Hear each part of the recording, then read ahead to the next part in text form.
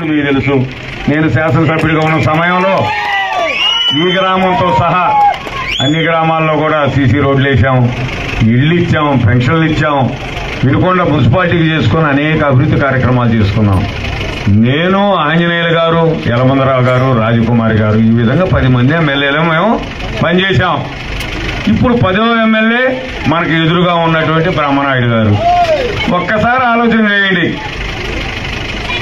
ఆంజనేయులు గారు ఏదన్నా పని ఉండి వెళ్తే గుడికి కావాలంటే చందా ఇస్తాడు, పేదవారికి కావాలంటే ప్రతి పండక్కి డబ్బులు ఇస్తాడు, సుగాలీలు ఇచ్చినా మంచినీళ్ళు ఇస్తాడు, అన్నం పెట్టిస్తాడు, గౌరవంగా పలకరిస్తాడు. నేను కూడా కనీసం టీ లేకపోయినా మంచినీళ్ళు అంటే ఇచ్చి మీకు అందుబాటులో ఉంటా. మరి ఇప్పుడున్నాయనయ్యా ఎవరికన్నా ఈ ఊరు నాయకులతో సహా వైసీపీ నాయకులకి ఎవరికన్నా ధైర్యంగా పోయి ఆయన ఎదురుగా నిలబడి మాట్లాడే ధైర్యం ఎవరికన్నా ఉందా ఈ నియోజకవర్గంలో? ఎవరన్నా కనపడితే ఏం పని నుండి వచ్చావు, ఎందుకు వచ్చావురా, మొన్న ఎలక్షన్లు ఇచ్చే డబ్బులు సరిపోలేదా, ఇంకా ఏమి నవ్వటానికి వచ్చామని బూతులు మాట్లాడతారు. ఈ బూతులు ఎమ్మెల్యే గారు మొన్న వాట్సాప్ లో కూడా చూశారు కదా, ఆయన పలికినటువంటి పలుకులు దయచేసి అయ్యా ఆ బూతులను మాత్రం తగ్గించాలి. అవి తగ్గించాలంటే ఖచ్చితంగా ఆయన్ని ఓడించాలి.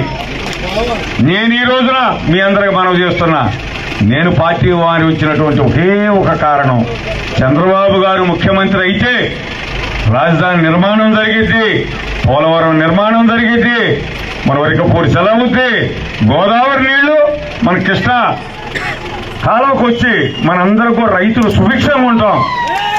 ఇది వాస్తవం. అనేక రకాలైనటువంటి కార్యక్రమాలు మనకు నడుస్తాయి.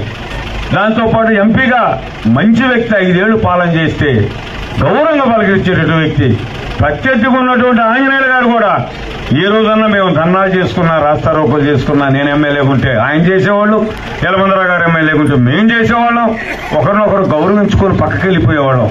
మరి ఈ రోజు ఉన్నటువంటి పరిస్థితి, తెలుగుదేశం వాళ్ళు విద్యుత్ ఛార్జీలు తగ్గించాలి, అదేవిధంగా రైతులకి గిట్టుబాటు ధర కల్పించాలని వాళ్ళు ధర్నాలు చేస్తుంటే పోలీసుల చేత తలకాయల పాలు కొట్టించినటువంటి చరిత్ర ఈ బ్రహ్మనాయుడు గారిది. రైతుల్ని గిట్టుబాటు ధర అడిగితే ఏల్పూర్లో వాళ్ళ గ్రామంలో సంక్రాంతి పండగకి 15 రోజులు జైల్లో పెట్టించినటువంటి దుర్మార్గమైన చరిత్ర. ఇన్ని చూశాక ఈ రైతుల్ని తలకాయల పాలు కొట్టించి ఈ రైతుల్ని జైల్లో వేశాక నేను కూడా ఇంకా ఆ పక్కనే ఉంటే ఆయన దుర్మార్గం నాకు కూడా అంటుకుంటుంది, నేను చేసినటువంటిది ఏదన్నా ఉంటే ఆ మంచి కూడా పోద్దని ఒక ఆలోచనతో దుర్మార్గులు మన పక్కనున్నా ఖచ్చితంగా ఆ దుర్మార్గానికి సమాధానం చెప్పాలా.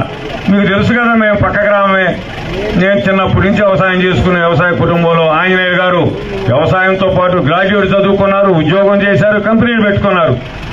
మేము పుట్టేవరకే మా నాన్న సర్పంచి, ఇలా పెద్దనాన్న సర్పంచి అంటే ఒక గౌరవంగా రైతులన్నా రైతు కూలీలన్నా మా గౌరవం ఉండేది. మరి ఇప్పుడు ఉన్నటువంటి బ్రహ్మనాయుడు గారి చరిత్ర ఏందండి మీ అందరికీ తెలుసు కదా. ఆయన విమర్శించడం కాదు, ఆయన అహంకారం గురించి మాట్లాడుతున్నా.